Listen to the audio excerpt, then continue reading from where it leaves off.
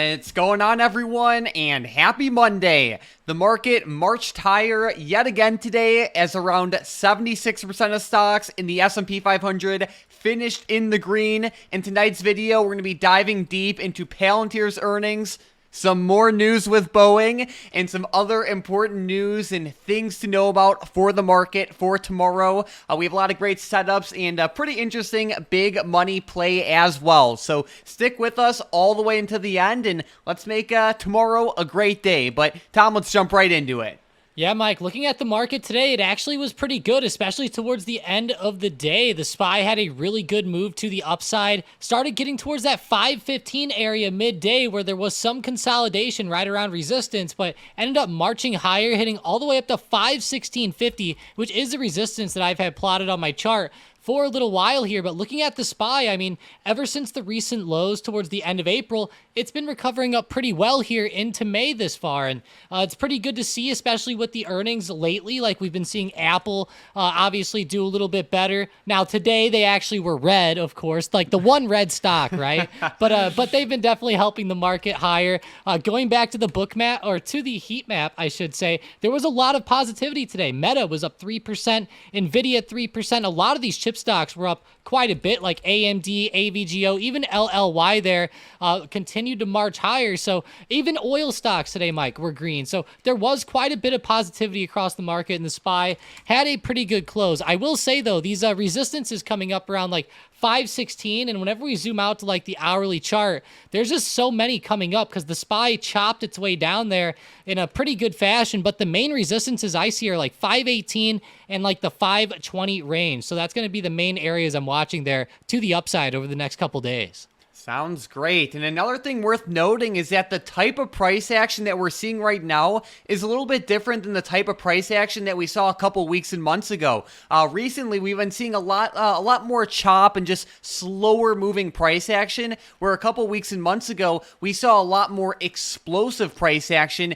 And the main thing to take away from this is that you have to adapt to it. So like what you'll notice today with some of the biggest moving stocks in the market, like Tom mentioned, let's use Nvidia as a prime example. A lot of the movement happened very early on. Like a lot of it happened within like a 30-minute time span or so, and the rest of the day was just a slow drift higher. So going into the market tomorrow, know that a lot of the action has been, right around open. And if you do see a stock breaking out later in the day, there could still be opportunity with that. Just know that there's been, less than normal.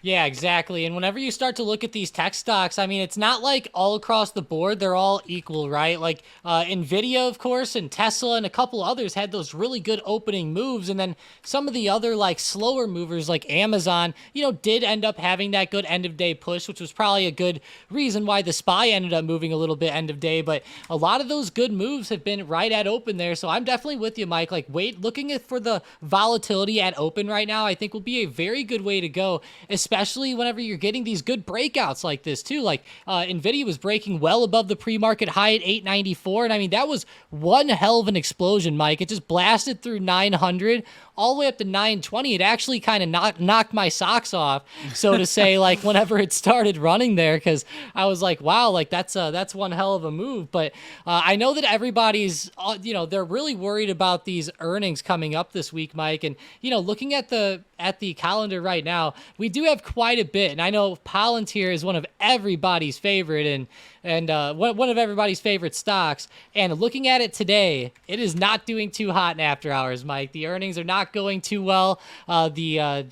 The chart and the reaction's bad, but I will say, like, reading into the numbers again, they're not terrible. So this is just another reason why earnings is just so hard to play, because the EPS came in right around expectations. The revenue actually beat. Now they did have some guidance for the year that they lowered a little bit, but man, I mean, the overall numbers seem pretty good. Yeah, like when you look at the stock, you might initially think that Palantir reported bad earnings, but it's just not the case.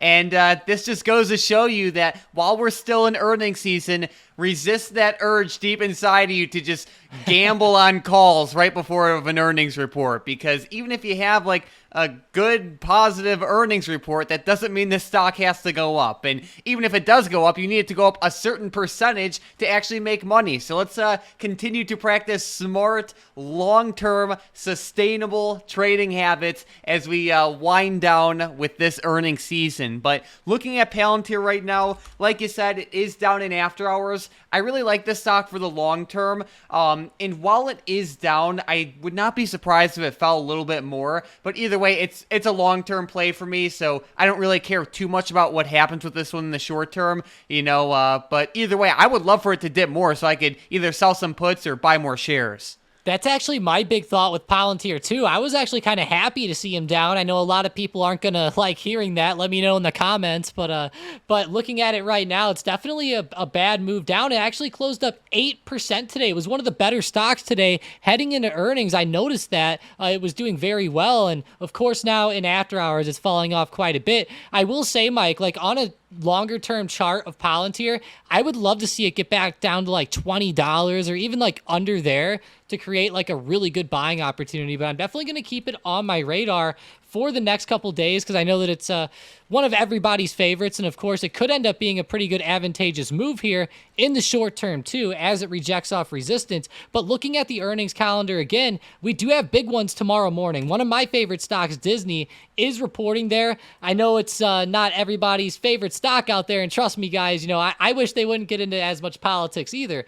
But at the end of the day, I really like the company for the long term. I think Iger taking back over is a really good thing for them. So I'm definitely going to watch Disney's earnings very closely. Datadog will be another pretty big tech stock tomorrow. So we do have quite a bit reporting, Mike. And then in after hours, I know Rivian and Upstart will be on everybody's radar too. Sounds great. All right. Well, another stock that we just have to talk about right now is Boeing. So this stock has been moving pretty nicely over the past couple of days, which it's a little bit refreshing to see after the monster pullback it has been in ever since the start of this year. And even more news came out with this one today. So fill us in. Oh my gosh, Mike. Does it ever stop with Boeing right now? I don't think it really does, but there's another issue with them, guys. So apparently the FAA is opening up a probe into their 787 Dreamliner inspections. More specifically, and this might be getting a little bit too, I guess, in-depth for a lot of people, but there's a problem with the fuselage, and apparently they're looking at the bonding and grounding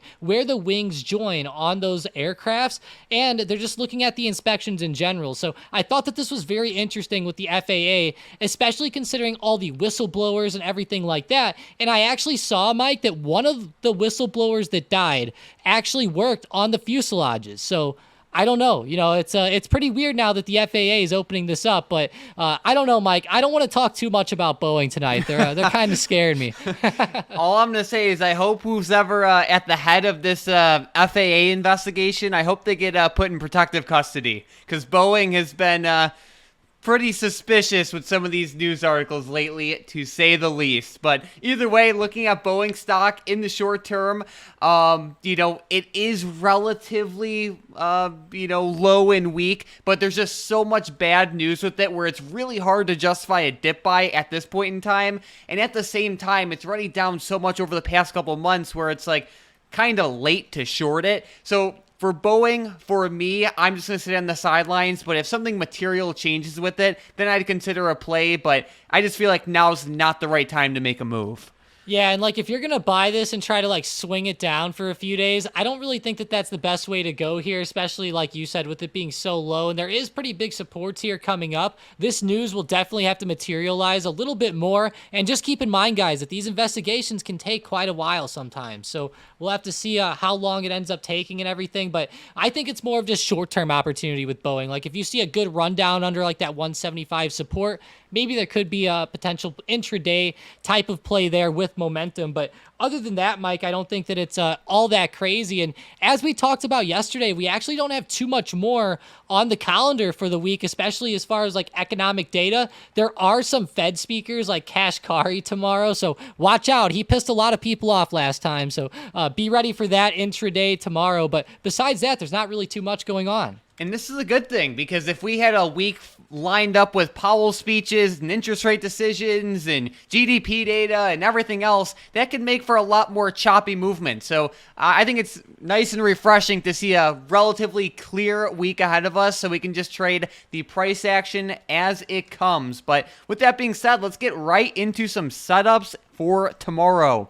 A stock I'm watching pretty closely right now is CGC to the upside. This is a MJ stock that definitely ripped to the upside in a pretty big way last week, and it has been running up in a pretty strong way over the past couple of months, but it has since pulled back a good amount from its recent highs of around like $16 a share. It's all the way down to about $9.70 a share, so that's definitely a good size pullback, but it's still in like a greater, it's still in like a uptrend in the grand scheme of things, and we are in an election year, and obviously the MJ industry has a lot to gain, so I am going to be watching this one to the upside. I think it's a little bit oversold in like a very short-term perspective, and assuming we could see some decent bullish price action tomorrow, then there would be opportunity with it. You know, if the stock gaps down tomorrow and everyone's just rushing to the exit all at once, there's no point in trying to trade it up. But if we do see like a nice, some decent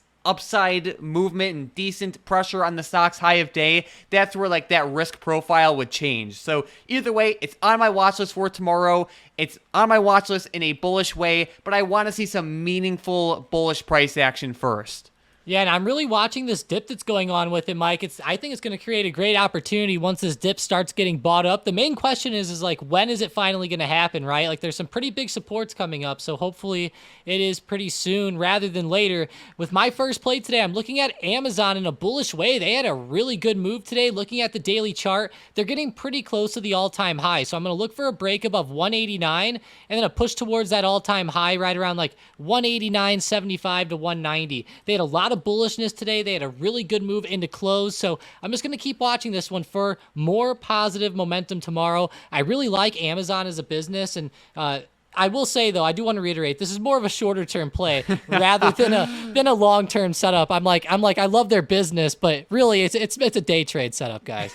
Yeah, two very different things, but good stuff overall. And another stock I'm watching pretty closely is CCJ. So this is a uranium company that has been moving to the upside in a pretty good way, not only over like the past year or so, but especially over like the past week. It's getting closer to its recent highs of around like $53 a share, but it does still have a little bit of room to go. Either way, it is on my watch list to the upside, given how great the price action was today. But I'll also say there is like a decent amount of resistance overhead, all the way up to like $53 a share, but it even starts as early as like $51.40 a share. So there's good price action right now. Just be aware that there are some pretty strong resistances overhead, and if the stock fails to break above that, that can show some weakness. It really could, Mike. Those resistances are pretty strong, especially like when you start zooming out on like the hourly chart. Those are some pretty big levels there. So I'll keep my eyes on CCJ for a potential breakout. That could end up being pretty awesome, though, when it does have a good break. With my next play, I'm looking at SMCI again. I talked about this one yesterday being at the $800 level. It ended up having a fantastic breakout right above there this morning. I want to show that on the book map, how this ended up looking this morning, because it was really good. It was textbook, actually. So it had a good solid breakout above 800. It pulled back, tested $800, then we got that really good move come up in the middle of the day there. So SMCI, fantastic job. Textbook play off of $800, and this is what it looked like on the book map this morning. So you can kind of see how that $800 mark came into play all day long, and even once it broke above 800, the buyers ended up coming back in down there, and it ended up being a pretty good spot where there were buyers then stacking up at 800, and then it bounced up off of there later in the day. So overall, really good opportunities with SMCI today. I'm going to keep looking at it to the upside tomorrow. We saw a lot of good movement out of tech, so if we see a good breakout above like 834, then I will look at calls there. All right, sounds great. Well, let's jump right into today's momentum plays. And with the first one, we have AAL to the upside. American Airlines, yeah, pretty good movements today by the airlines and cruise lines both. If they can break above that 1475 high, then I have calls. All right, with the next one, we have SQ also to the upside. Yeah, Square had one hell of a day here, Mike, up 5.8%. If they can break above 73.60, which is their high right at after hours, then look at calls. All right, and then with the last one, we have Old Faithful yet again, TLT for both directions. TLT, gotta love this one, Mike. Sitting right around resistance still, and I really like this level. If it could break above 90.40, then go ahead and look at calls. That's just above that resistance. If it pulls back under 89.30, which is where it bounced at pretty good on Friday, then go ahead and look at puts. All right, so we have the downside level for puts. We have the upside level for calls. This is for TLT. Don't forget about the upside levels with SQ and AAL as well. These three stocks are on watch for potential day trades tomorrow if and only if they break through the levels Tom listed. For the upside setups, we want to see the stocks break through resistance and continue higher. And for the downside level with TLT, we want to see it break below that level and continue lower. The more consistent and the better the price action is, the better the setup becomes. So we want to see strong, consistent price action with all three of these stocks. If they don't break the levels, then don't force a trade. We only want to focus on the, highest quality opportunities that are out there, right? There's no need to force a setup if it's not truly moving in a strong and consistent way. But it's now about that time for today's $800,000 big money trade of the day. And Tom, we have yet another Chinese big money play. So for those of you who are new to the channel, over like the past couple weeks, and honestly I would say even over like the past couple months, we have seen a handful of pretty bullish positions on some China stocks that are going out for like later in the year. So BILI was the big money trade today, where around $800,000 was put into the 16 strike call options that expire on January 17th of 2025. So I know this one does have some time to it, but don't freak out. Just because it's a longer term trade and just because it doesn't expire tomorrow doesn't mean it's bad. But looking at BILI, like many other Chinese stocks, it has been getting hammered into the ground over like the past couple of years, and it's finally starting to see a little bit of daylight, which is always good to see. And we've also seen another recent big money play on this one just a couple weeks ago, which has been working great. But either way, like the risk reward with the Chinese stocks right now is really good, but at the same time, it's impossible to deny the fact that there is extra risk with stocks like this one, because if China does something crazy like invades Taiwan, or if global tensions continue to rise, or anything like that, that can kind of throw a wrench into these setups. But regardless, it's good to see these bullish flows continuously come in, not only to BILI, but also FXI, BABA, Baidu, and others. So I'm excited to see how this one does. Yeah, we've been talking about them a lot lately, and they have continued to show their strength. Hopefully this week we see more nice bullish movement. I wouldn't be surprised if there was some chop on the way up, and realize, guys, that these stocks have a lot of time. So if there is a little bit of chop, they're not really that worried about it, right? The chop is normal. You can see how the overall uptrend has been actually really good since like February, but there's been a lot of chop mixed in. So you got to keep that in mind. You got to give these the time that they need. This one expires in January 2025, so a little bit further out than a lot of the ones that we've been looking at lately, but I think that's even better with these stocks, Mike, because I think having more time, especially with how much they've ran up lately, is safe. Now, look, if you've been entering into a lot of these, like the BABA, Billy, a lot of these FXI ones early, back like when they were first called out, then you'd be in the driver's seat right now, right? You're doing fine. But I'm just saying, for like an entry today, I really like this one having more time. I think it's really smart here. You can never go wrong by buying more time, right? Just the options are better quality. You have a higher chance of the stock doing what you want it to do, and it's just a good thing overall. So, as Tom said, these options have a good amount of time to them all the way out to January. So, keep that in mind. It's possible for the stock to go down tomorrow, but that's not even what the big money's trying to trade. They're trading the greater setup at hand, if that makes sense. But either way, keep a close eye on this one over the next couple of months. But looking at the market right now, it has been pretty bullish lately, which is good to see. Just about a week or so ago, SPY was around that crucial $500 level, but it's already all the way back up to 570 $117 a share almost. So it has been a pretty explosive past couple days. But again, a lot of the price action has been earlier in the morning. So keep that in mind. And what's really important is that as a trader, of course, you have to adapt to changing market conditions. But it's also worth keeping in mind that, it's advantageous for you to have multiple different strategies working for you all at once. So while a lot of people love to trade, super short-term day trades, it also makes a lot more sense to have swing trades working for you at the same time, and maybe some longer-term positions and multiple strategies all at once. That way, when there are giant gaps, that happen in pre-market and after hours, like we've seen over the past couple of days, even if you're not day trading, some of your, swing trades or longer-term positions can still be working for you. So, that also plays into the, I guess you could say, the